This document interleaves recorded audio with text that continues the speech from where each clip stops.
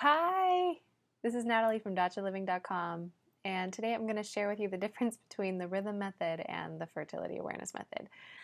I went to get my annual physical yesterday, which is really funny. It says annual, but it was actually my first time in my entire life getting one, so it would be like a lifetime physical. But I'm about to get kicked off my mom's health insurance because I just turned 26. So I just wanted to milk my health insurance and get all my x-rays and dental stuff and just anyway, while I was at the doctor's office yesterday, I was with this nurse practitioner who was asking me all these questions and checking and touching me everywhere. And at one point, she asked me what I was doing for protection. And I said I used a combination of condoms and the fertility awareness method.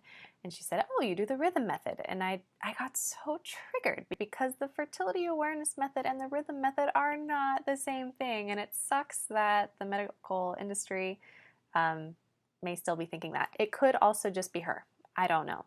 So in this video, I want to share with you the difference between the rhythm method and the fertility awareness method as opposed to me screaming at her. So the rhythm method was originally kind of come up with in the 20s as a way of preventing pregnancy. And it's based on the assumption that a woman has a 28-day hormonal/menstrual cycle, and based on that, she ovulates on day 14. What it doesn't take into account is variability in each cycle. So a woman could theoretically ovulate late because she got in a fight with her mother-in-law and had a stressful argument, or there was an earthquake, or she went on a roller coaster. All of these things can delay ovulation. And so instead of your cycle being 28 days and ovulating on day 14, you could ovulate on day 20 and have a 38-day cycle. You could also ovulate early, and those are all possible too. So essentially what it assumes is that when you ovulate on day 14 that you're probably fertile on days 11 to 19. Obviously this can be very problematic because if you're trying to get pregnant and you're basing it on these arbitrary days and you could be ovulating late, then you're going to have a hard time thinking that you're getting pregnant and you'll think there's something wrong with you. On the contrary, if you're trying to avoid pregnancy, you might have sex on a fertile day. So the fertility awareness method, by contrast, takes into account your body's signs and tracking these signs to determine on any given day whether you are fertile or not. Whereas the rhythm method, you're just guessing based on the calendar day as opposed to looking at your body's signs. The fertility awareness method looks at three main things, assuming that you're charting and tracking them every single day.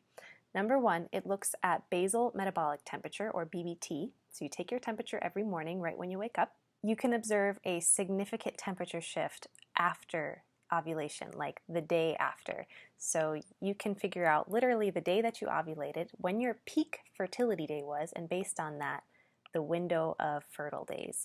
Used in tandem with cervical fluid awareness and cervical position awareness, there is almost no way that you can not distinguish when you're fertile and when you're not. Cervical mucus, the quality of your cervical mucus, so whether it's dry when you put your fingers up in your vagina, if it's kind of creamy or milky or lotiony, or if it's like egg white and super watery and slippery, then that's like most fertile.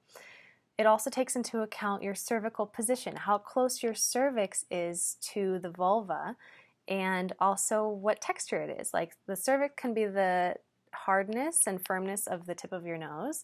It can also be really soft and squishy.